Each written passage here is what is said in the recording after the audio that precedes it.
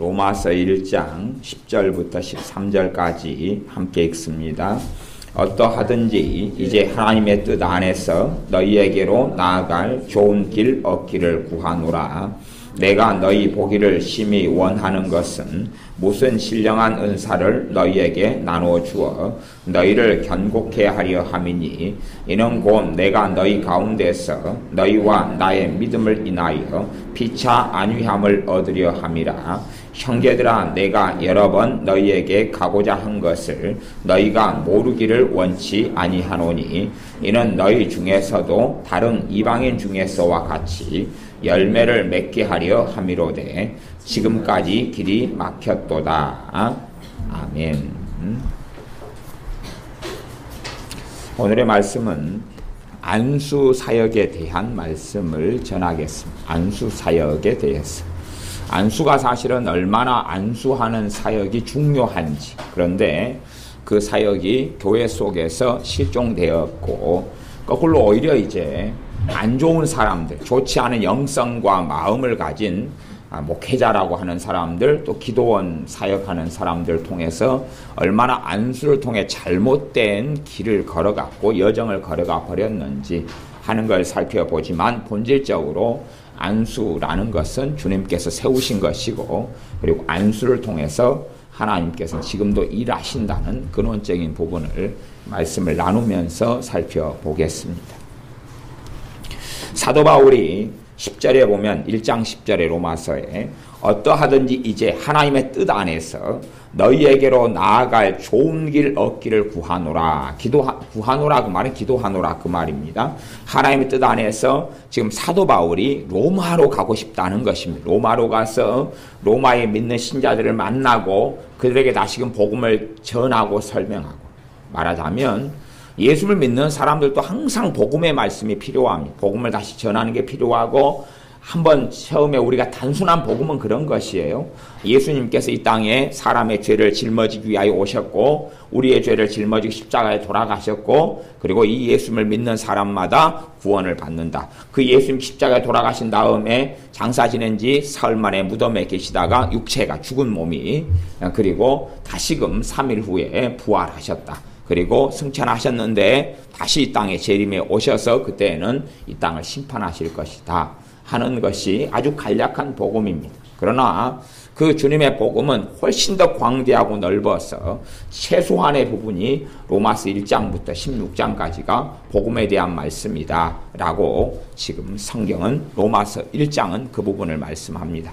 그런데 이 사도 바울이 로마에 가고 싶다는 거예요. 특별히 로마에 가서 누구를 만나고자 함이냐 하면 예수를 믿는 로마에 있는 신자들, 로마에 있는 그리스도인들, 로마에 있는 주님의 제자들을 만나고 싶다는 것입니다.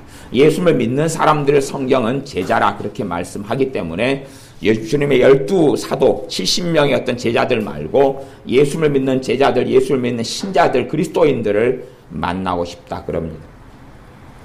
저는 그 용어 중에서 예수를 믿는 사람, 그래서 신자라는 말을 사실은 제가 즐겨 씁니다.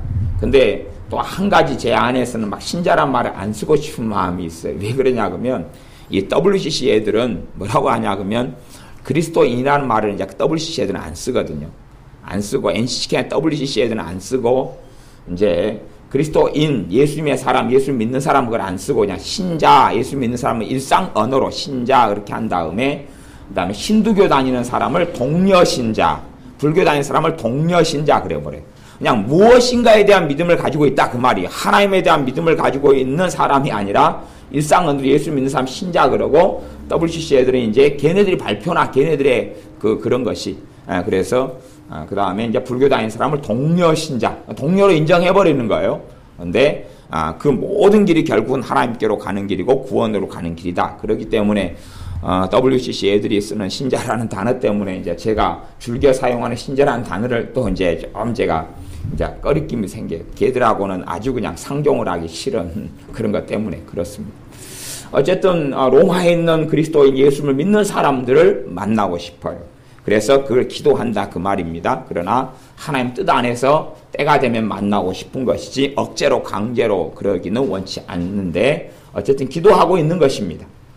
그런 가운데 이제 그 이유, 가고 싶은 이유, 만나고 싶은 이유에 대해서 말씀하는데 1장 11절에 보면 내가 너희 보기를 심히 원하는 것은 얼마나 원하느냐? 아주 심히 원한다. 심히 원하는 것은 무슨 신령한 은사? 무슨은 이제 번역상 좀 미흡한 단어인데 어떤 이런 단어를 선택해야 됩니다. 어떤 신령한 은사, 신령한이 영적인 그 말입니다. 어떤 영적인 은사, 신령한 은사, 영적인 은사를 너희에게 뭐 해서요? 나누어 주어서 너희를 경고케 하려 함이니.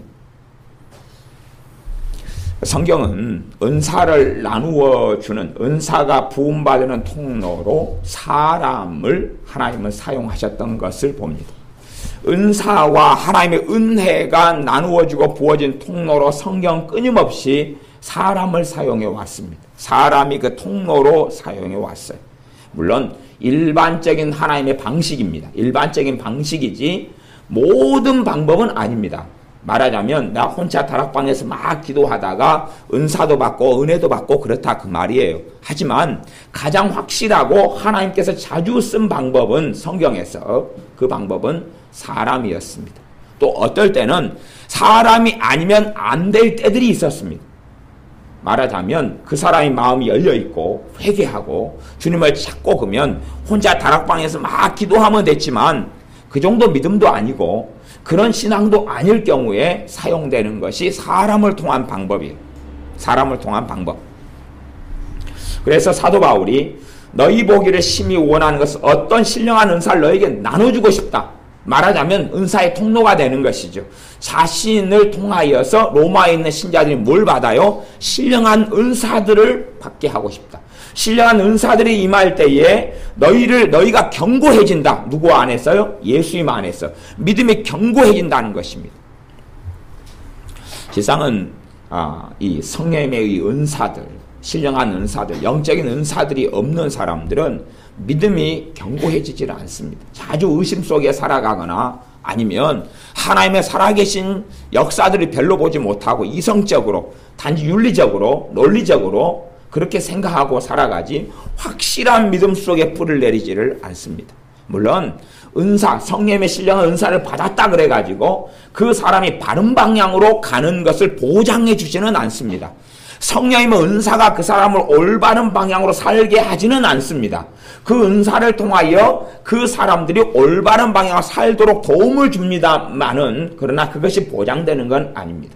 말하자면 여러분께서 자녀를 낳으신 다음에 어른들은 그래 자녀를 학교를 보내지만 내가 학교를 보내고 공부를 하도록 자녀를 보내고 때론 학원을 보내는 것이 아이가 공부 잘하는 걸 보장하지는 않지요. 그러나 부모가 학교를 전혀 안 보내고 한글도 안 가르치고 말하는 것도 안 가르친다면 아이는 말하는 거나 공부나 이런 걸 거의 배우지 못할 거예요. 그런 거하고 똑같습니다. 아이를 학원에 보내는 것이 공부 잘하는 걸 보장하진 않아요. 그러나 그 아이가 하려는 의욕을 가지고 할 마음을 가지고 내게 주신 축복으로 삼아서 잘 사용하면 잘하게 되겠지요. 그런 거하고 똑같습니다. 성령님께 주신 은사가 있을 때 훨씬 유용하고 좋다 그 말이. 믿음이 견고하게 되는데 훨씬 확실하고 좋아요. 그러나 그것이 보장해 주지는 않아요. 병 고치는 은사를 주셨습니다. 주님께서. 그러면 그 병 고치는 은사를 받은 사람이 예수님의 이름으로 병을 고쳐요. 그리고 그 자리에서 사람이 치유되는 걸 목격하고 본다 그 말입니다.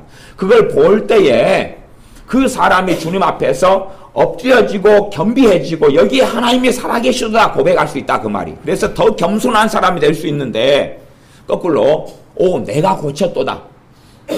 예수님의 이름으로 치유의 통로가 된 것인데 내가 고쳤도다. 내가 얼마나 위대한 사람인가, 내가 얼마나 거룩한 사람인가, 내가 얼마나 신령한 사람인가, 내가 얼마나 대단한 사람인가 그렇게 될 수도 있다 그 말이에요. 그것은 그 사람이 아주 정신적인 광증에 빠진 경우예요. 근데 그런 사람들이 의외로 많다는 게 문제가 되지만 본질적으로 내가 예수의 이름을 고칠 때에 안수하고 치유하고 고칠 때에 그 사람에게 무슨 능력이 있는 게 아니잖아요. 능력은 주님께 있는 것이지 무슨 능력이 있는 게 아니잖아요. 그러면은 내가 예를 들어 우리 박종원사님이 치유하는 주님께서 주시는 은사를 가지고 있어요. 병 고치는 은사를 가지고 있어요. 그래서 막 치유 사역을 많이 하고 많은 사람이 고쳐지고 많은 사람 귀신이 떠나갑니다. 근데 이제 똑같은 손이에요. 이 손 가지고 박 전사님이 막 밥을 해요. 그다음에 김치를 담아요. 뭐 그 김치를 먹으면 놀라운 일이 벌어집니까? 똑같은 손으로 김치를 쭈물쭈물하고 나물을 쭈물쭈물 했는데 그 나물이 신령한 나물, 신령한 콩나물, 신령한 뭐가 되는 건 아니죠.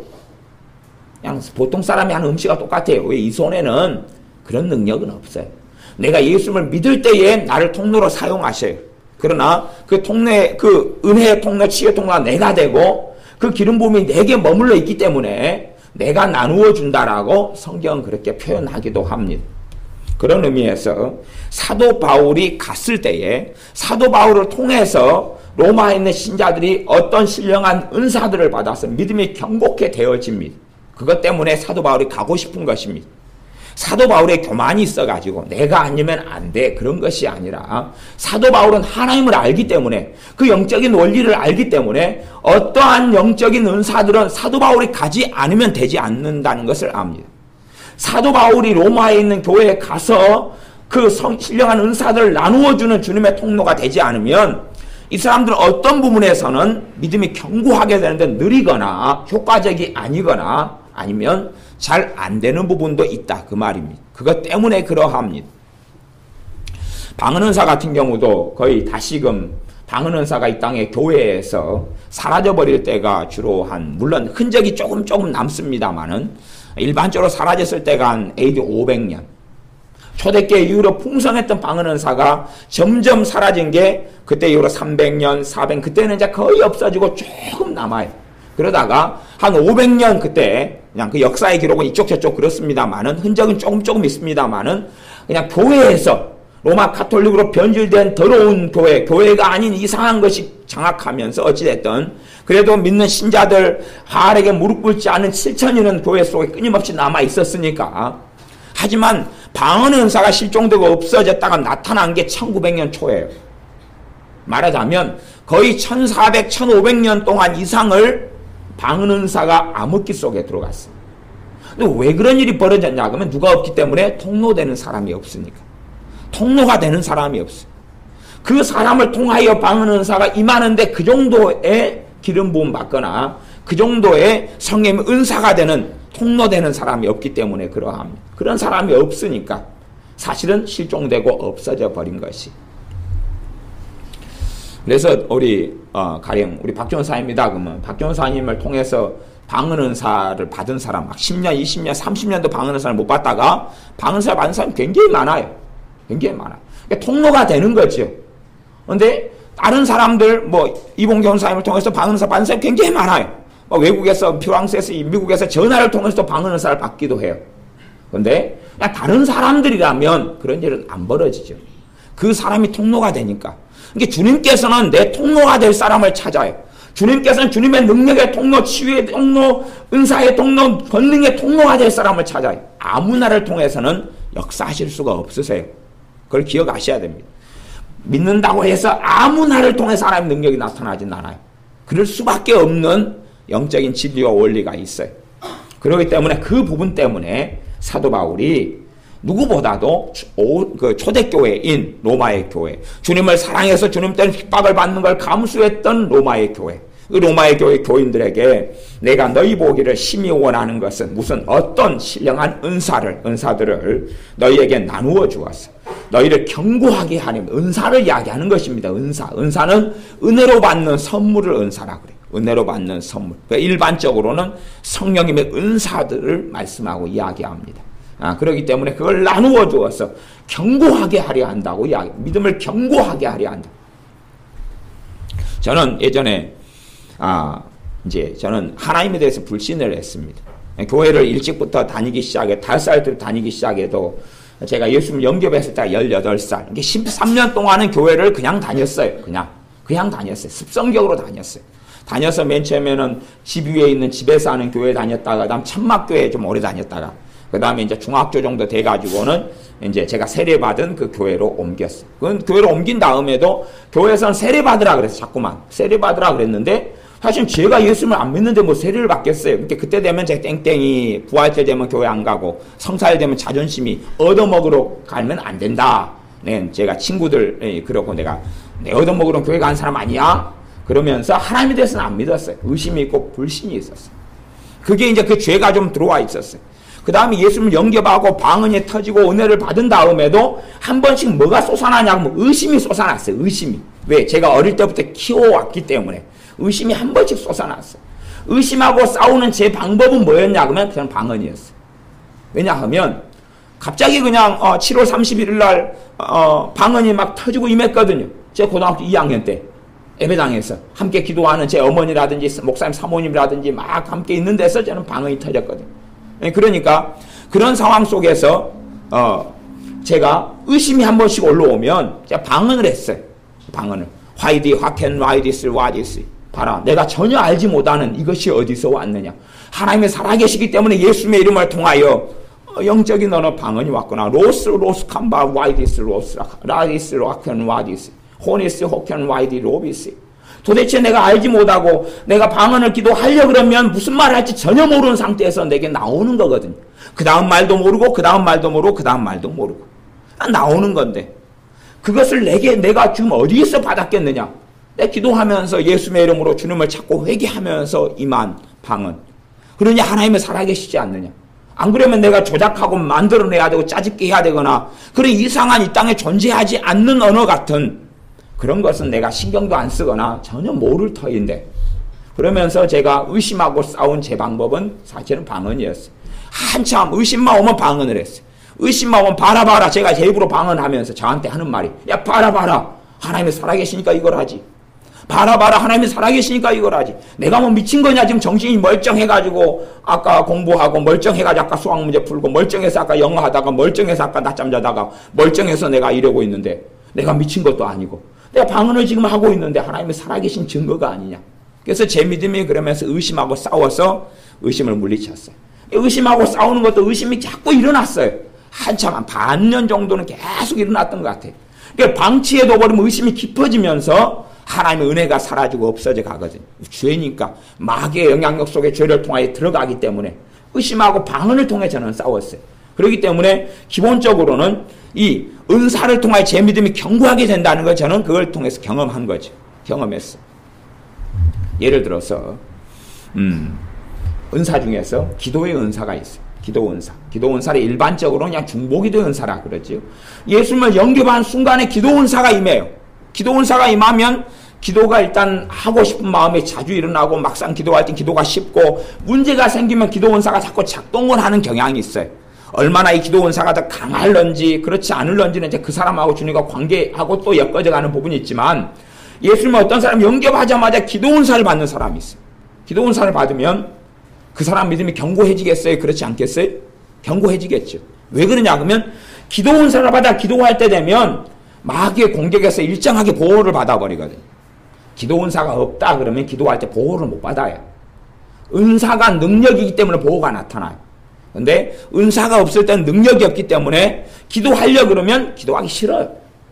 차라리 그냥 호미 들고 밭에 가서 1시간 동안 호미질 하는 게 쉬워요. 기도 1시간 하는 것보다. 그 특별히 마귀의 공격 속에 죄를 많이 지어서 마귀의 영향 속에 많이 놓여있는 사람은 기도라는 건 극히 어렵고 고통스러운 일이 됩니다. 근데 그런 사람에게도 기도의 은사가 임하는 사람이 많아요. 기도의 은사가 임하면 기도 은사 기도할 때 되면 오히려 보호를 좀 어느 정도 100%는 아니에요. 기도 은사가 얼마나 강하느냐에 따라 틀린데 기도 은사가 나타나고 임한 것만큼 보호가 임해요. 그래서 기도할 때 되면 열매를 맺고 열매가 나타나기 시작해요. 그렇기 때문에 예수님이 믿는 믿음 가운데 뿌리를 더 내리기 쉽고 그리고 열매들이 있고 응답들이 있고 기도가 문제가 있고 어려움이 있을 때마다 난관이 있을 때마다 기도하는 마음이 일어나서 효과적이에요. 그렇기 때문에 그 은사들을 통하여서 사람의 믿음은 견고케 되어져 가기 시작합니다. 혹은 또 로마의 교회 안에 병든 사람이 많아요. 그러면 사도 바울이 가서 성령의 은사의 통로가 되어서 은사를 나누어줘요. 은사를 나누어줘요. 물론 그런 것이 뭐 신사도에서 이야기하는 임파테이션의 원리는 성경에 있는 거지 신사도가 이야기한 게 아니에요. 그 전부터 성경은 존재하는 것이니까.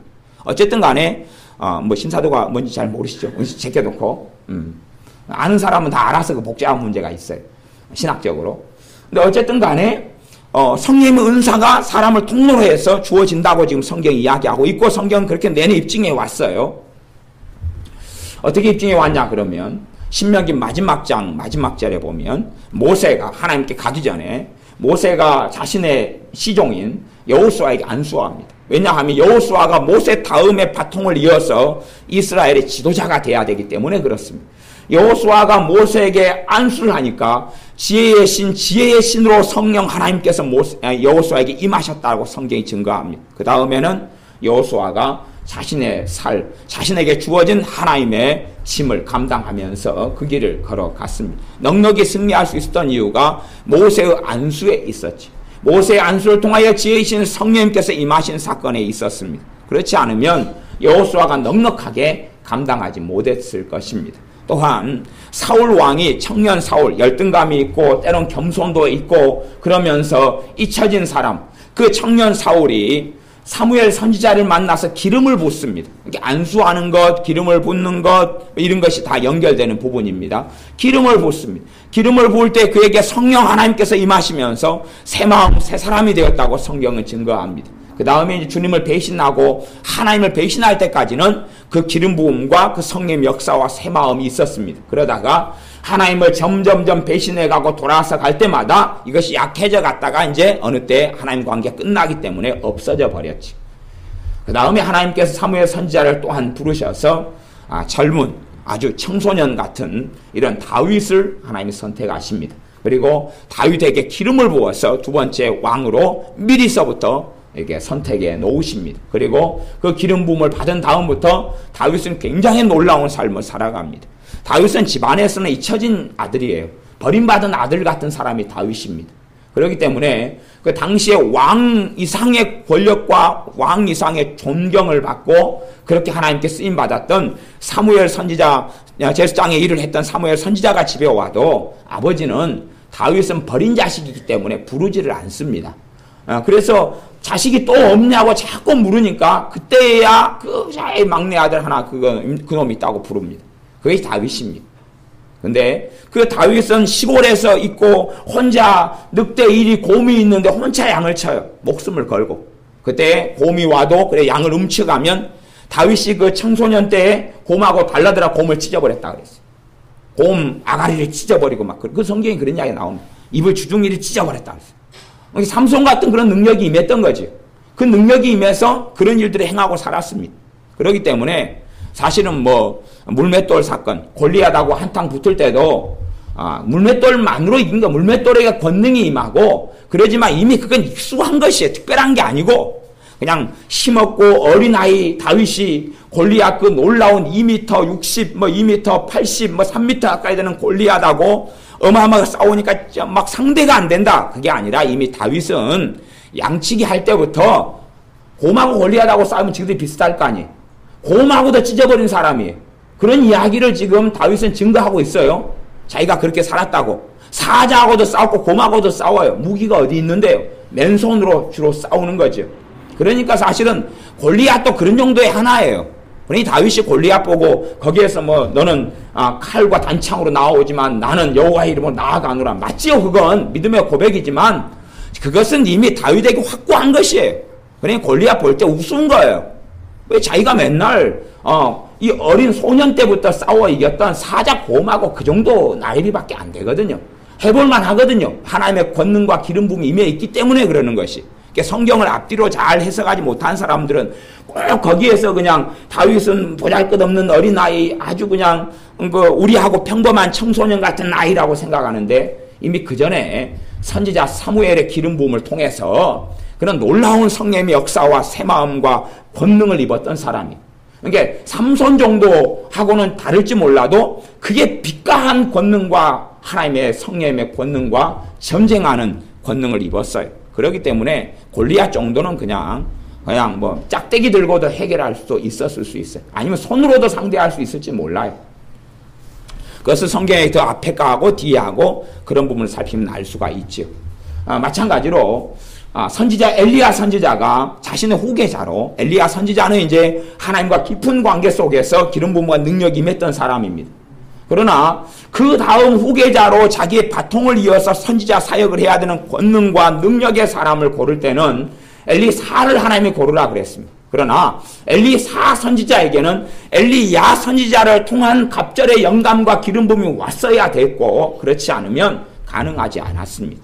역사 이래로 특별한 사람들은 존재해 왔지만, 그렇지만 대부분의 사람들은 그렇지 않아서 누군가를 통하여 기름 부음이 오고 권능이 와야 됩니다. 옛날에 미국 같은 경우는 놀라운 하나님께 치유 사역자로 쓰임 받았던 사람이 캐더린 쿨만 여사라는 분이 있습니다. 여자분인데, 그래서 놀랍게 그 여자분을 통해서 하나님께서 많은 사람들을 치유하셨고 많은 사람들을 구원하셨습니다. 게다가 이제 믿거나 말거나 지금은 좀 이상하게 좀 된 유명한 목사님이었던 분이 있는데, 뭐 베니 힌이라는 그런 분이 있습니다. 지금 저는 별로 그냥 그런데, 어쨌든 그 베니 힌 그분이 그 전에는 저는 괜찮았다고 생각해요. 그 전에는 80년대 뭐 이럴 때는 언제까지, 90년 언제까지인지 몰라도 이게 똑바로 바르게 산 부분이 있고, 그래도 잘 섬겼던 부분이 있었다라고 저는 개인적으로 믿고 생각합니다. 근데 어쨌든 간에 이 캐더린 쿨만 이 여사에게 있었던 그분이 돌아가시면서 그분에게 있었던 치유의 놀라운 기름 부으심이 일반적으로 이야기하기를 베니 힌이라는 그 목사님에게 임했다 그럽니다. 그래서 사실은 베니 힌 목사님 같은 경우도 놀라운 치유의 권능의 통로로 하나님께 사용되어져 왔고, 많은 지역에서 그분의 기도와 그분의 안수를 통해서 많은 사람들이 병이 치유되고 불치병에서 해방되어져 왔습니다. 물론 이제 그 다음에 개인의 역사야 뭐 제가 이야기하기도 싫고 나누기 싫으니까 어느 때에 그런 일이 있었다 하는 것입니다. 그것처럼 성경에서도 그렇습니다. 사도 바울이라 할지라도 누구를 통해서 기름 부음 받습니까? 누구를 통해서 안수를 받습니까? 주님의 제자 아나니아를 통해서 그랬다는 사실을 성경은 정확하게 기록하고 있습니다. 성경의 사도행전에서는 주님께서 다메섹에서 사도 바울을 만나주셨습니다. 만나시면서 사도 바울이 주님께 들은 것은 책망이었습니다. 사울아 사울아 너가 어찌하여 나를 핍박하느냐, 너가 가시채를 발길질하면 너만 상하지 않느냐. 우리가 성기를 난다고 말하자면 탱자나무를 이렇게 막 빽빽한, 옛날엔 탱자로 울타리를 만들었잖아요. 집마다. 성기를 난다고 탱자를 발로 막 차면 탱자가시에 우리 발만 상하지 않아요? 그것처럼 너가 그렇게 해봐야 너만 고통이고 너에게만 마귀역사가 심하고 너에게만 절망이 오고 너만 하나님과 멀어지고 하나님의 심판을 받을 수밖에 없다는 주님의 말씀입니다. 그 책망을 듣고 난 다음에 이제 내가 너에게 행할 길을 보이겠다. 그러니 이제 가 있어라. 그리고 이 사람이 소경이 됩니다. 소경이 된 다음에 3일을 식음을 전폐하면서 기도할 때에 주님께서 자신의 제자 아나니아에게 나타나십니다. 주님의 제자는 12명만이 아니라 70명만이 아니라 더 많이 있었습니다. 더 많이 있었어요. 그런데 주님의 제자 아나니아에게 나타납니다. 그가 70명 중에 속하였는지 다른 부류에 속하였는지까지는 모릅니다. 12제자는 당연히 아니었죠. 주님의 제자 아나니아에게 나타나서 가면 사울이라는 청년이 지금 기도 중인데 너가 가서 안수해서 눈 다시 뜨게 하고, 소경이 됐는데 눈 다시 보게 하고 성령으로 충만하게 하라. 성령 충만하게 하라고 말씀했습니다. 그때에 아나니아가 가기 싫어했습니다. 왜냐하면 그 사울이라는 사람이 얼마나 무섭고 얼마나 큰 권세를 대제사장이나 받아와서 예수님 믿는 사람을 핍박하려고 이 다메섹으로 왔다는 것을 알기 때문에 그렇습니다. 그렇기 때문에 안 간다 그럴 때에 주님께서 내가 택한 그릇이다. 그러니까 가라 그럽니다. 그래서 이 아나니아가 주님 말씀대로 가서 안수하여 다시 보게 하고 성령 충만하게 하신다라고 안수하면서 아나니아에게 놀라운 성령 충만이 임하며 그가 눈을 뜨게 되었습니다. 그런 것처럼 그런 하나님의 역사가 사람을 통해 이루어진 역사가 성경에는 계속하여 기록됩니다. 빌립 집사님이 놀라운 치유의 권능이 있었고 복음 전도자였습니다. 7 집사님 중에 한 명이었던 빌립 집사님이 사마리아 성에 전도하러 갔습니다. 그 전도를 통하여 많은 사람들의 귀신이 떠나가고 그리고 질병이 치유됩니다. 예수님을 믿고 영접하게 됩니다. 그러나 아무에게도 성령 하나님께서 임하시지 않았습니다. 아무에게도 성령 세례가 임하지 않았습니다. 그때에 그 소식을 듣고 예루살렘에 있었던 주님의 사도 중에서 베드로와 요한 사도가 사마리아로 내려옵니다. 그러면서 베드로와 요한 사도가 성령님께서 임하시기를 안수하고 기도합니다. 그런 연후에 사마리아 성의 신자들이 성령 세례를 받습니다. 예수님을 세례 요한을 통해서 믿었던 사람들이 에베소에 몇 명이 있었습니다. 그 중에서 사도 바울이 세례 요한을 통해서 예수님을 믿게 된 사람, 그 사람을 몇 명 만났는데 그 사람들이 12명이었습니다. 12명을 만나가지고 그들에게 먼저 묻습니다. 예수님을 믿는데 그들이 무능하고 무능력하고 아무 힘이 없고 비참하게 살아가는 여정 속에 있었던 것 같아요.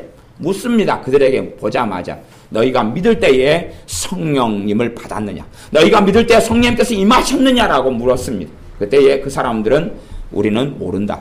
우리는 성령님께서 계심도 못 들었는데 어떻게 성령님께서 우리에게 임하셨겠느냐라고 말하는 것입니다. 그래서 사도 바울이 다시금 예수님의 복음을 차근차근히 더 구체적으로 하나씩 설명해서 가르친 다음에 그 다음에 이제 예수님의 이름으로 세례를 다시 주었습니다. 그 전에는 세례 요한이 준 세례만 받았고 다시 예수님의 이름으로 세례를 다시 준 다음에 그 다음에 다시 성령님께서 임하시기를 안수하여 기도하며 그 사람들에게 성령 세례가 임하면서 12명이 성령 충만을 받았습니다. 그래서 성경은 끊임없이 구약이든 신약이든지 간에 하나님께서는 사람을 통로로 사용하여 역사하시고 일하신다고 말씀해 오고 있습니다. 다시 이제 로마서 이 뒤에 부분만 좀 설명하고 잘못된 안수, 바른 안수 그런 부분을 좀 더 다루겠습니다. 12절 이는 곧 내가 너희 가운데서 너희와 나의 믿음을 인하여 피차 안위함을 얻으리 함이라. 사도 바울이 가가지고 이 로마에 있는 신자들의 믿음을 통하여 자신의 믿음을 통하여 안위 위로를 받는다. 서로 간의 위로를 받는다는 것입니다. 무엇을 통해서요? 믿음을 통해서. 믿음을 통해서 성령의 권능이 임하고 은사가 임하고 치유가 나타나고 그 다음에 이 로마에 있는 신자들이 성령 충만해지고 변화가 나타나고 사도 바울이 가서 성령의 은사를 나누어주고 통로가 되어서 그러니까 이 로마에 있는 사람들이 무능력한 삶을 살다가 은혜가 충만한 삶을 살고 주님을 더 사랑하게 되니까 이들의 믿음이 충만해서 사도 바울을 보고 위로가 되고 사도 바울도 그런 걸 보고 위로가 된다 그 말입니다. 주님이 살아계시구나. 끊임없이 우리와 함께 하시는구나. 우리의 여정과 삶의 길을 주님이 계속하여 인도하고 계시는구나 하는 그들의 믿음을 통하여 열매가 나타나니까 이들의 서로 간의 믿음을 통하여 하나님의 은혜의 역사가 나타나기 때문에 그렇습니다. 그래서 어떤 사람이 바르게 예수님을 믿느냐 그렇지 않느냐는 어떤 부분을 알 수 있냐면 바르게 믿으면 참된 믿음이 증가해 갑니다. 하나님 말씀에 입각한 바른 믿음이 증가해 가요. 그러나 이 사람이 정상적으로 어떤 사람들이 믿지 않으면 믿음 증가가 되지 않습니다. 물론 성령님의 은사는 나타날 수 있어요. 은사는 계속 있을 수 있어요. 은사가 있는 것하고 믿음 증가하고 관련이 있기도 하고 없기도 해요. 성령의 은사를 받는 게 믿음 증가를 의미하는 건 아니다 그랬습니다. 믿음이 성장하고 자라는데 많은 도움이 된다 그랬습니다. 도움이 된다 그랬어요. 도움이 된다는 것이 그것이 곧 믿음 증가를 이야기하는 건 아니다 그렇습니다. 그렇기 때문에 성령의 은사는 계속 있는데 믿음은 본질적으로 하나님 말씀 속에 들어가야 되는데 하나님의 말씀이 마음속에 들어오고 있을 때에 믿음이 증가돼 가기 시작합니다. 제가 아까 우리 정교사님한테도 말씀드렸지만 제가 게임을 좀 합니다. 무슨 게임을 하냐 그러면 지마켓 들어가면 지마켓에서 다트 게임을 합니다. 무슨 다트냐 그러면 회원한테 하루에 한 번씩 뺑뺑이를 돌리게 해줍니다. 뺑뺑이를 돌리면 마일리지를 줍니다. 30원, 10원, 스탬프 몇 장 그거 한번 뺑뺑이 한 번씩 하루에 한 번 누르는 거 그걸 합니다. 한 번 누르는 걸 그걸 해요. 누르는 걸 그걸 제가 하는데 누르는 것이 효과는 별로 없어요. 하루에 이제 최하가 10원입니다. 10원, 그 다음에 잘 벌면 30원. 10원하고 30원. 그러니까 한 달에 30원씩 매일 벌면 900원. 근데 일반적으로 10원이 많이 나오고 한 3일에 한 번 30원 나와요. 그러면 이렇게 합치면 한 3, 400원. 400원, 500원. 400원, 500원. 400원, 500원. 한 달 주변하고 열심히 지마켓 들어가가지고 하면. 근데 제가 그걸 하면서 사실은 무엇을 하냐 그러면요. 회개를 합니다. 왜 회개하냐 그러면 뺑뺑이 돌릴 때 되면 좋은 것도 많거든요. 그렇죠? 한 10가지 종류가 있으면 좋은 게 많은데 제 안에는 뭐가 있냐 그러면 안 된다가 있어요. 안 된다가. 그러니까 눌러도 제가 이렇게 누르면서 가장 좋은 게 나한테 걸릴 리가 없다. 저한테 그게 있어요. 그것 때문에 회개를 하면서 해요. 회개를. 그걸 누르면 안 된다가 있어요. 그래서 주님, 저는 주님 안에서 됩니다. 우리 회개를 막 하면 제가 하면서 이제 회개를 해요. 그러면서 이제 한 번 눌러요. 회개를 하면서. 그 다음에 이제 또 10번을 채우면 그 다음에 또 4번을 더 누를 수가 있어요. 하루에 매일. 뭐 총 5번을 누를 수가 있죠. 4번을 눌러요. 4번을 누르면 뭐가 나오냐 그러면 1000마일리지를 한꺼번에 받는 거. 그 다음에 스탬프 10장을 받는 거. 그 다음에 이제 커피 이런 그 상품권을 주는 거. 빵 상품권을 주는 이런 4가지가 있어요. 4가지 눌러요. 그러면서 회개를 합니다. 왜냐 그러면 제가 어린 시절부터 쌓아왔던 게 뭐냐 그러면 안 된다가 있어요. 안 된다. 안 된다가 있으니까 누르면서 주님 됩니다. 안 된다 그런 걸 회개합니다. 지금까지 계속 안 되고 있어요. 한 번도 빵 상품권에 걸린 적도 없고 커피 상품권이 온 적도 없고 그 다음에 1000마일리지를 받은 적도 없어요. 1000원이야 뭐 제가 애들한테 용돈 줘봐야 벌써 몇 명이 숫자가 많으니까 한 번 좀 10,000몇천 원씩 나가도 1000원 그걸 한 번도 지금 몇 달째 그러고 있어요. 근데 요즘에는 이제 회개를 하면서 합니다. 회개를 하면서. 뭐 1000마일리지를 받으나 마나 그 1000원 가지고 뭐 돈도 아니죠. 근데 그걸 누르면서 회개. 왜? 제 안에는 안 된다가 있어요. 제 안에는 안 된다가 있어요. 하지만 주님께서 하십니다라고 눌러요. 믿음이 안에 있을 때에, 말씀을 통한 믿음이 안에 있을 때에, 그래서 지금 안 된다 그러고 제가 지금 계속 지금 이제 제가 10일 넘게 눌렀기 때문에 하루에 한 번 누르면 5번을 누르겠죠. 그렇게 해가지고 좀 지냈어도 제 안에 안 된다가 아직 셀까요? 된다가 셀까요? 된다는 쥐꼬리만큼 찾기 어렵습니다. 아직도. 그러니까 예수님 믿는 자 안에 능치 못할 일이 없느니라 하나님 말씀인데 제 안에는 그게 없다 그 말이에요. 뭐 그런 것이 탐욕하고 탐심하고도 상관없는 것이고 좋은 걸 누릴 수는 있는 것이니까. 근데 제 안에가 안 된다가 아직 써요. 말하자면 그것 가지고 내가 죄 지은 게 많으니까. 아니, 그런 걸 뭐 제가 하고 살았다는 이야기가 아니라 이 안에가 부정적인 것.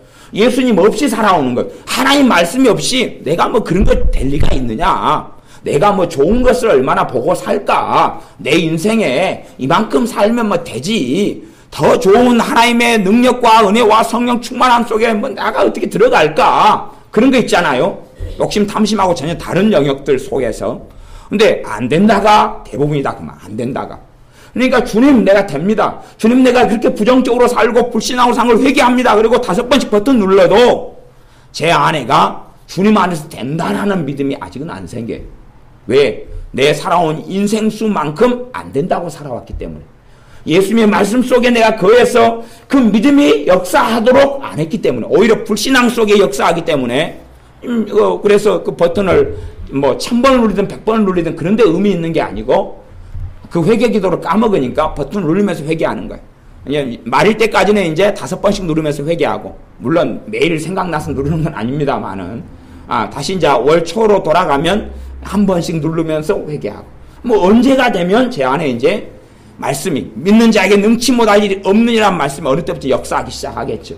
그러니까 내가 참된 믿음의 여정으로 걸어가면 뭐가 강해져요? 말씀을 믿는 믿음이 강해집니다. 그래서 그 믿음 때문에 피차 서로 간에 위로를 받아요. 요 위로는 그냥 말뿐이 위로하고 전혀 다릅니다. 열매가 나타나고 하나님의 권능이 나타나며 성령의 역사가 있는 위로를 이야기하는 거지, 말뿐이 그냥 잘 될 거예요.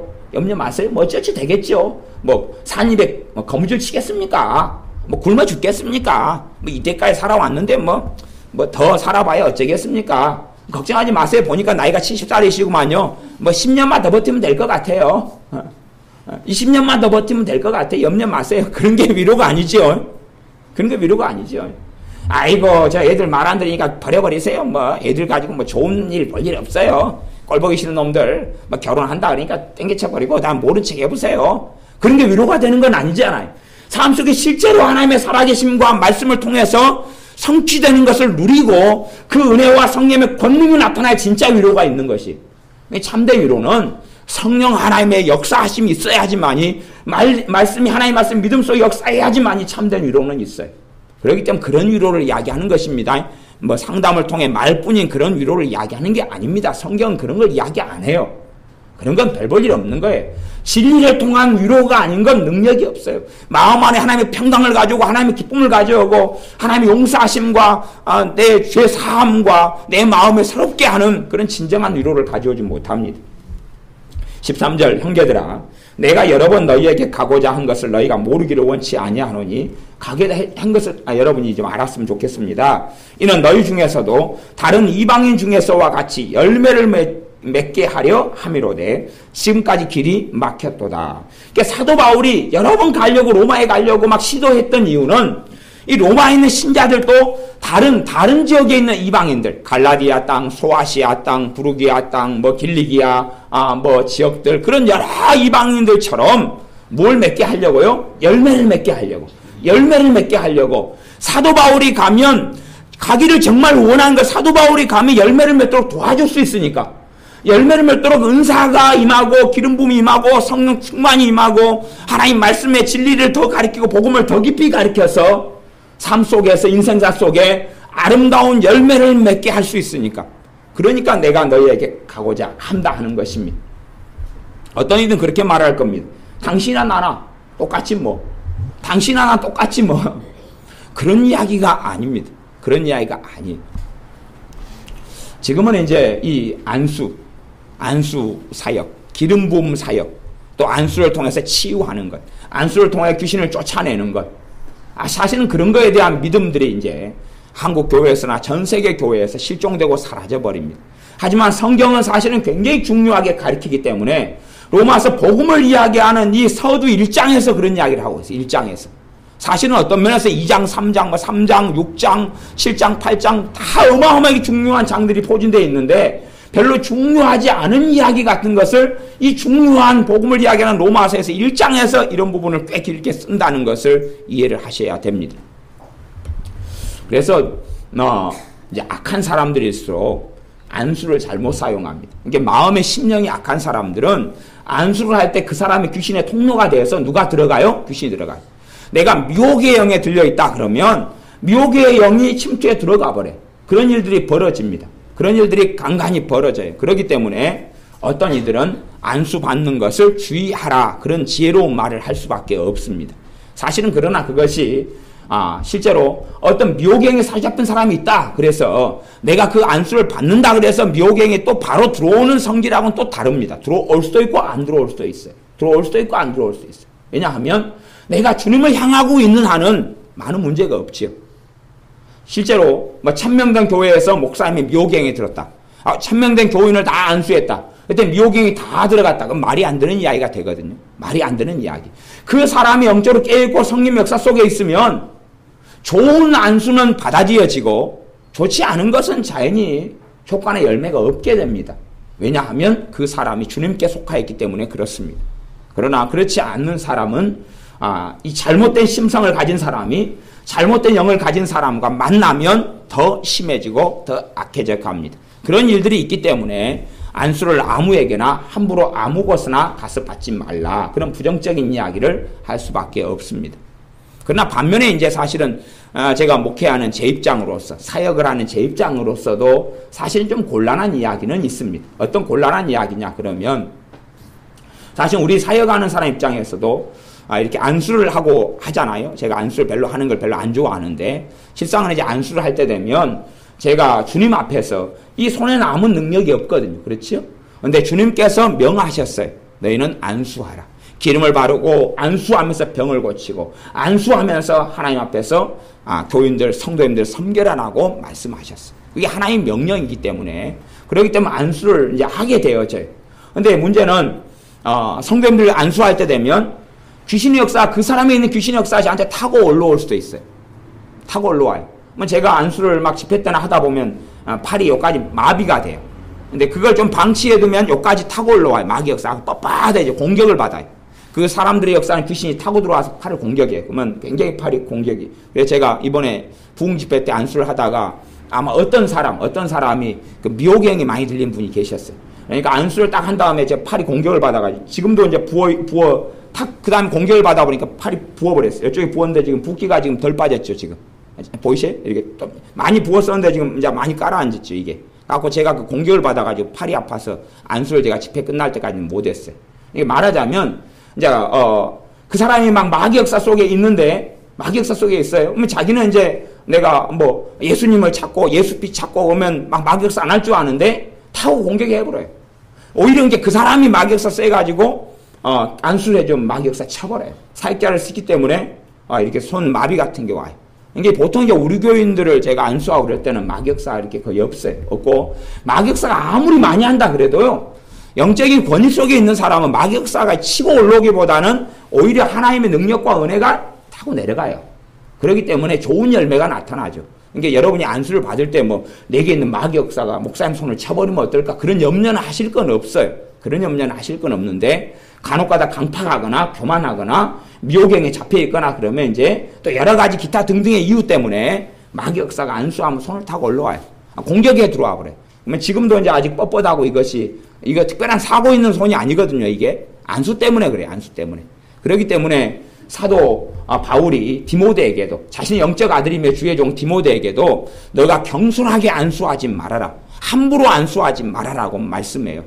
실제로 안수할 때 가장 큰 문제가 벌어지는 건 그 사람이 죄를 회개하지 않아요. 회개하지 않으면서 이제 성령의 능력하고 그 사람의 죄를 통해 역사한 귀신하고 부딪혀버려요. 아마 사역자가 덤태기를 써버려요. 그 사람이 회개하지 않는 부분에서 기도 사역을 해줘버려요. 그러면은 공격에 들어와 버려요. 그것 때문에 사실은 진지하게 회개하라고 말씀을 드리는 거고, 죄를 가르쳐 드리는 거고, 죄를 깨닫도록 말씀을 통해 도와주는 거예요. 그렇지 않으면 아무리 어린 아이라도 안수를 좀 해주게 되면 그 아이에게 역사한 귀신이 차고 공격해버려요. 공격하기 때문에 저도 여러분은 잘 모르시지만은 안수를 좀 하고 다니면 여기까지 빳빳해져요. 그러면은 빨리 팔을 털고 축사를 해요. 축사래가 팔이 좀 정상으로 돌아오면 또 안수하고, 한참 그러면 또 팔이 또 공격을 받아요. 그렇기 때문에 사실은 공격받는 걸 좋아하지 않잖아요. 제가 안수를 안 좋아하는 것은 제가 변태가 아니기 때문에 그렇습니다. 자꾸 안수를 좀 해주면 다시 팔이 뻣뻣해지고 공격을 받아요. 영적인 공격을 받으니까 다시 털고 다시 한 다음에 다시 하고 막 그런 것을 반복해야 되니까 사실은 제가 안수를 별로 줄게 하지 않지요. 또 다시 털어야 되고 아프고, 그것보다는 내가 앉아서 내 기도하고 싶은 거죠. 사실 여러분의 중보기도 해주고 하지만 그냥 기도하고 싶은 거죠. 그래서 안수학을 별로 안 하지만, 하나님 말씀에는 안수가 그래 중요하다. 그래서 히브리서 말씀에는 히브리 6장 같은 데는 안수가 얼마나 중요한 기초적인 교리에 속하는지 그런 부분을 말씀하고 있습니다. 마태복음 10장에 있는 말씀을 하나를 보면서 말씀을 마무리해 가겠습니다. 마태복음 10장에 있는 말씀입니다.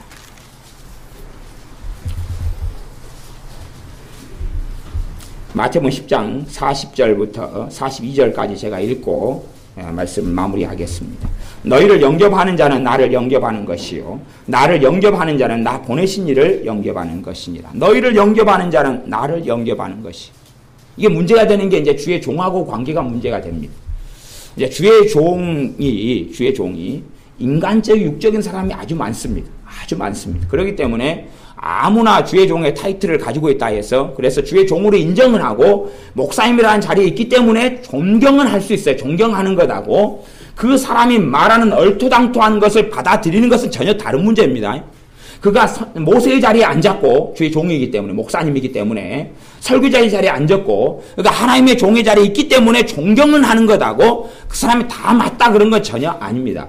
그렇기 때문에 많은 주의 종들이 육적이고, 많은 주의 종들이 악하고, 많은 주의 종들이 탐욕적이고 이기적이고 육신적이고 인본주의적이고 쾌락주의적이고 그런 것들이 많다는 것은 기본적으로 기억을 하셔야 됩니다. 그럼에도 불구하고 이제 똥인지 된장인지 구분하는 것은 내가 해야 될 몫에 많이 속합니다. 똥이 된장인지 똥을 갖다가 국을 끓여 먹어도 좋아하는 사람도 있습니다. 똥인지 된장인지. 근데 그까지는 이제 각자의 몫인데, 어쨌든 지금 주님의 말씀은 뭐냐 그러면 주님께서는 사람을 통해서 주의 종들을 통해 일하신다는 것이, 물론 주의 종이라는 개념은 훨씬 생각외로 포괄적인 개념이 있습니다. 말하자면 이 땅에 뭐 신학교를 나와가지고 목사 안수를 받았다 그래서 주의 종이 된다, 그것만 된다 이런 건 아닙니다.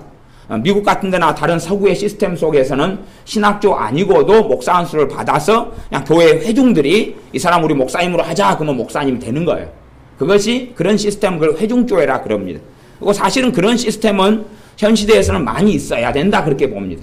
그리고 누구 주의 종을 세울 때도 일반적으로는 믿음이 좋은 분들이 안수해가지고 더 다른 주의 종이 안수하는 것이 일반적인 한국교 교단적인 정치 속의 시스템이지만, 본질적으로는 더 나아가면 믿음 좋은 사람들이 안수해가지고 아니면 교인들이 그냥 우리가 저분을 목사님으로 하자. 우리 교회 가운데 이분이 말씀도 잘 알고 은혜 속에 살고 믿음의 성장했기 때문에 이분을 목사님으로 하자. 그렇게 함께 기도하면서 함께 안수하면서 주의 종으로 세울 수도 있어요. 물론 한국 교회에서는 인정되지 않는 이야기니까 제가 그걸 주장했다고는 절대 말씀하시면 안 됩니다.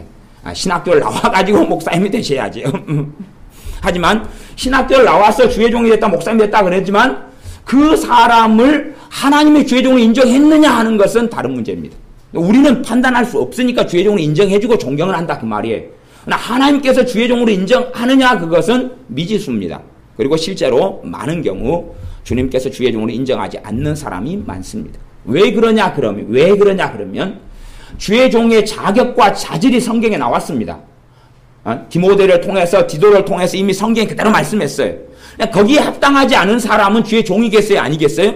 하나님 보실 때 인정을 안 한다 그 말이에요. 거기에 자격 속에서 주의 종을 누구를 세워라라고 감독을 누구를 세우고 집사를 누구를 세우고 누구를 장로로 세우라라고 말씀하셨어요. 그렇기 때문에 하나님께서 모든 신학교 나와서 NCCK에 가담하고 얼토당토하는 말도 안 되는 종교다원주의를 외치고 이상한 것 외치고 그런 사람들까지도 주의 종이다 라고 하나님은 인정하실 수 없기 때문에 그렇습니다. 그러나 우리가 그것을 개인적으로 판단하거나 정죄하거나 비판할 문제는 넘어서는 문제가 되어지기 때문에 조심해야 될 영역은 있습니다.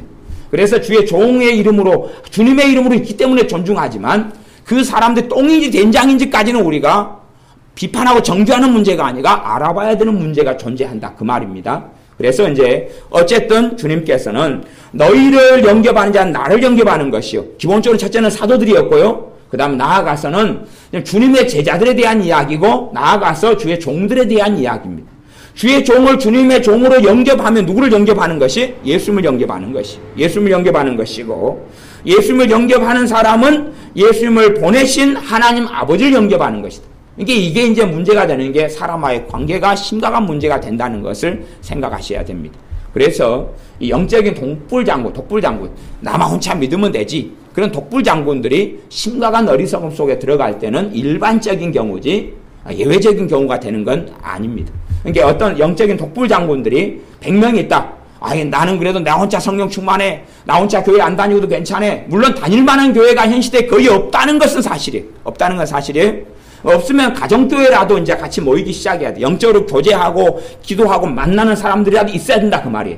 그거라도 필연적으로 있어야 돼.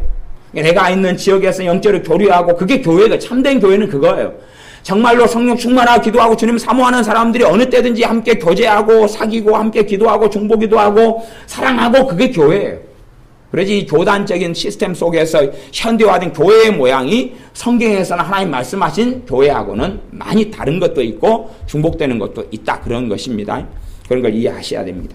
어쨌든 그래서 41절에는 선지자의 이름으로 선지자를 영접하는 자는 선지자의 상을 받을 것이요. 어떤 사람이 지금 현 시대에 선지자가 있냐 없냐 그런 이야기가 아니라 가령 어떤 사람이 선지자로서 하나님께 부름받았어요. 그러면 이 사람에게는 뭐가 있냐 그러면 선지자로서 기름 부음이 있어요. 선지자로서 은사가 있고 권능이 있고 하나님 메시지가 있고 그 사람을 통해 계속 사용하시는 하나님의 쓰임새가 있어요. 기능이 있다 그러면 선지자의 기능을 한다 그 말이에요. 어떤 것이 자동차면 무슨 기능을 하겠어요? 자동차의 기능을 하겠죠. 그런데 이제 자동차는 그냥 내가 쓰면 돼요. 택시가 있으면 손 들고 택시 그리고 돈 주면 돼요. 그러면 원하는 데까지 태워다 준다 그 말이에요. 그런데 선지자는 무슨 일이 벌어지냐 그러면 그 사람이 선지자예요. 내가 선지자를 인정을 안 해요. 나한테 선지자 사역을 안 해요. 나한테 선지자의 기능을 안 해요. 내가 그 사람의 선지자 혜택을 받지를 못해요. 예수님께서 이 땅에 오셔서 자신의 동네 나사렛에 가셨어요.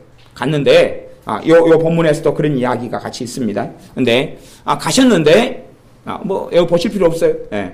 가셨는데 그 동네 사람들이 주님을 인정을 하지 않았어요. 누구의 자식이 아니냐? 가족은 누구냐? 옛날 목수는 누구였지 않느냐? 그래서 주님을 하나님께서 보내신 하나님의 아들로, 그까지는 몰라도 최소한은 선지자로, 최소한 하나님 말씀을 가진 사람이고 하나님께서 함께하는 사람이고 그런 선지자로서 인정만 했어도 주님으로부터 치유의 권능이 나타나고 믿음을 통하여서 결실하는 많은 것들을 누렸을 터인데 동네 사람들은 주님을 최소한 선지자로서도 인정하지 않았습니다. 주님 왕의 사역, 선지자의 사역, 제사장의 사역, 또한 사도의 사역을 하려고 이 땅에 오셨거든요. 복음을 전하는 사역, 오중 사역을 다 하시려고 이 땅에 오셔서 하셨는데 선지자로서라도 인정하지 않았어요. 그렇기 때문에 주님께서는 거기에서 아무런 권능도 행하실 수 없으셨다라고 말씀합니다. 그렇기 때문에 선지자가 있으면 그 사람을 선지자로 인정할 때만이 그 사람을 통하여 성령의 역사와 기름 부음이 나타납니다. 그게 나타나는 것이. 그렇기 때문에 우리가 뭐 그냥 어떤 사람이 정말 주님의 사람이다. 주님의 사람이다. 그 사람이 이제 안수를 한다. 그럴 때에 내가 주님의 뜻이면 뭐 은혜를 주십시오 그러지만 내가 그 사람을 선지자 정말 주님께서 보내신 사람인데 인정을 안 해버리잖아요. 그 사람을 통해서 안수를 해도 아무 열매가 없어요. 아무 열매가 없을 뿐만 아니라 심지어는 똥이 된장인지 구분 못한 사람은 사실은 똥 속에 살고 있는 사람이 구분 못합니다. 그런 사람들은 심각한 문제들이 계속 발생하고 일어나게 됩니다. 그래서 실제로 주의 종들이 인정하고 존경할 만한 종들이 사라져버렸다는 것은 점점 없어진다는 건 문제가 돼요. 그리고 실제적으로 더 심각한 문제는 교회 안에서 안수사역이 사라져버리는 거예요. 형식적인 안수사역이 있지만 그래도 과거에 부흥사들이 많았고 부흥회들이 많았을 때는 안수사역이 많이 있었어요. 그걸 통해서 회개가 터지고 성령 세례가 임하고 성령 충만이 임하는 이런 일들이 교회 안에 많이 있었습니다. 지금은 이제 그게 점점점 사라져버려요. 심지어는 안수만 좀 했다 그러면은 신사도님 뭐니 해서 정죄하고 공격하고. 그래서 전에 유명한 통합치기였던 목사님이 치유 은사를 좀 강하게 받으셨었는데 그분이 제가 그분 집회에 참석했었더니 그분이 그렇게 말씀하시더라고요. 안수 때문에 사람들이 너무 비난하고 자기를 공격하는 게 많아가지고 왜냐하면 안수했더니 사람이 그냥 갑자기 의도하지 않았는데 뻥 쓰러져 버려요. 쓰러지니까 뻥 쓰러지는 일이 벌어지면 한국 교회에서는 신사도라고 매도를 해버리거든요. 신사도라는 것이 이제 이단하고 사이비하고 좀 다른데 아직 안 좋은 거다 그런 쪽으로 이제 돼 있는 거 있습니다. 돼 있는 게 있는데 물론 틀린 게 많고 안 좋은 게 많아서 그런 안 좋은 부분에 대해서는 제가 성경 공부할 때나 이런 걸 가르쳐 왔습니다만은 어쨌든 간에 매도를 해버려요. 기도를 좀 안수를 했는데 사람이 막 쓰러져 버리고 그러면 신사도가 주로 이제 뻥뻥 넘어뜨리는 그런 것을 그 신사도 가운데서 토론토 축복 비냐드 교회 좋은 아노트 목사님 이런 양반들 그쪽 계열에서 한국으로 많이 들어왔어요. 들어와가지고 넘어뜨리는 걸 합니다.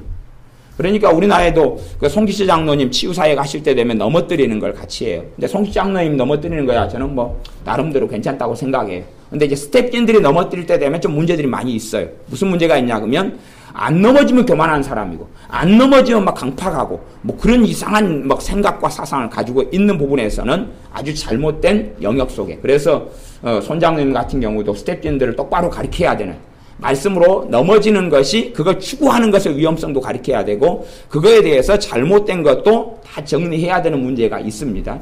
그래서 그런 넘어지는 것을 원하는 게 아니에요. 넘어지냐 안 넘어지냐 아무 문제 없어요. 넘어져서 열매가 있을 수 있지만 아무리 넘어져도 열매 없는 경우가 더 많아요. 우리 주님께서 사람들이 칼과 몽치를 가지고 주님을 잡으러 왔는데 겟세마네 동산에 누가 예수냐 그랬더니 나다 그러니까 다 쓰러져 버렸어요. 다 넘어져 버렸어요. 갖고 다 쓰러지고 기절하는 데 갔어요. 주님께서 다 깨웠죠. 쓰러졌는데 깨웠어요. 하나님의 능력이 압도되어서 사람들이 쓰러졌다 그 말이에요. 그러나 그들은 깨어나고 정신 차려서 아무 일도 없었어요. 계속 주님 잡아갔어요. 아무 일도 없었어요. 그러니까 쓰러지고 넘어진다 해서 무슨 일이 있는 게 아니에요. 저도 뻥뻥 넘어뜨리고 잡아뜨리는 이런 것이 한국계 유행을 했었어요. 90년 이런 초반부터 이 캐나다 토론토에서 배워가지고 목사님들이 배워가지고 와가지고 그걸 막 퍼뜨리기 시작했어요. 그래가지고 기도원에 집회만 가면은 어떤 그런 부흥사들이 많이 왔어요. 여기저기 기도원을 제가 많이 기도하러 다녔으니까 뻥뻥 넘어뜨려요. 저도 넘어져요. 근데 아무 일 없어요. 송기시 장로님 기도해 줄 때 저도 그 집회 가가지고 넘어졌어요. 그런 게 생기니까 아무 일 없어요. 아무 일 없어요. 담요 덮어주고 아무 일 없어요. 물론 그 중에 극소수는 뭔가가 있는 사람이 있어요. 마귀가 떠날 때 넘어지는 경우도 있고 그러지만 그런 식으로 단순하게 해서 마귀 안 떠납니다. 그렇게 마귀 떠나면 정말 편하고 좋겠네. 정말 그렇게 해서 그냥 대강 기도해주면 뻥 넘어지면서 마귀 떠나면 그런 건 다른 상황 속에서 이야기입니다. 어쨌든 간에 넘어지는 문제가 아니라 그래 넘어지는 걸 추구하는 것이 그 마음이 은사가 왜곡되고 잘못되는 부분이 많이 생깁니다만은 어쨌든 하나님 말씀 속에 안수는 굉장히 중요한 겁니다. 그래서 내가 정말로 어떤 이가 주님의 종으로 주님의 사람으로 내가 인정되고 확실되거든 사람에게 마음을 여는 게 예수님께 마음을 여는 거고 그것이 아버지께 마음을 여는 것이 되는 것입니다.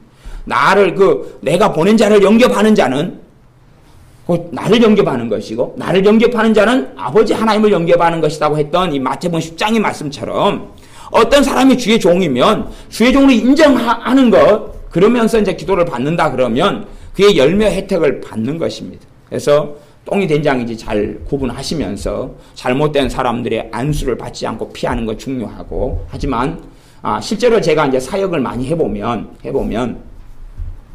이제 실제로 어떤 사람 귀신이 많이 들려가지고 와요. 미혹의 영도 많이 들려가지고 와요. 근데 금방 귀신이 쫓겨나가고 해방되는 사람이 있고요. 그 다음에 몇 달 와도 몇 달까지 온 사람도 없지만 몇 번 와도 해결 안 되는 사람도 있어요. 근데 차이는 극명해요. 차이는 주의 종이 하는 말에 순종하고 따르는 사람은 해결이 금방 돼요. 말하면 순종하고 따르는 사람이 해결이 금방 돼요. 하지만 말하고 안 따르는 사람들은 해결이 안 됩니다.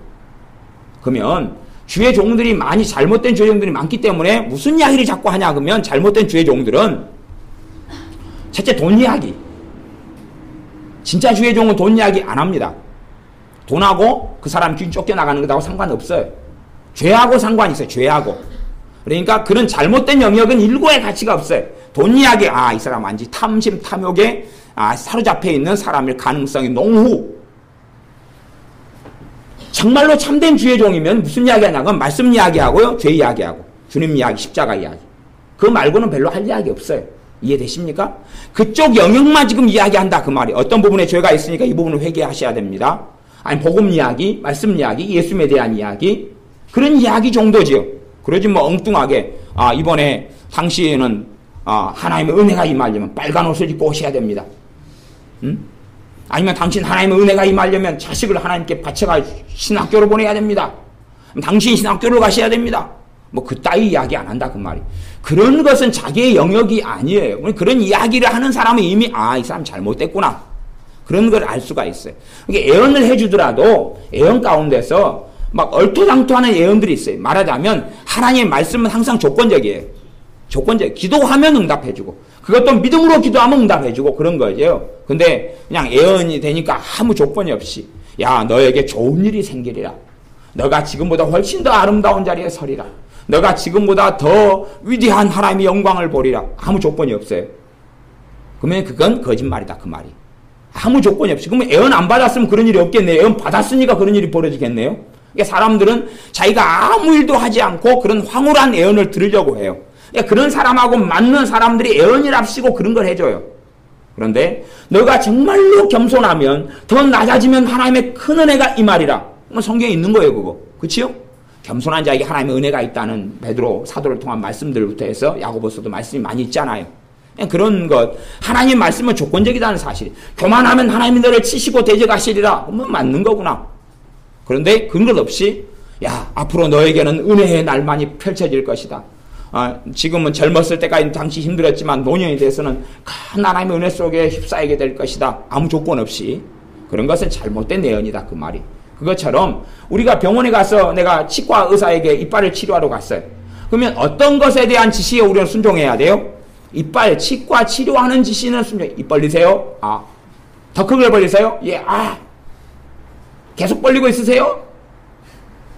갖고 이제 입을 못 다물도록 옆에다가 이제 쫙 뭘 이렇게 씌워요. 씌우고 그다음 비닐을 집어넣고 막 그런 경우도 있어요. 저도 당해봤어요.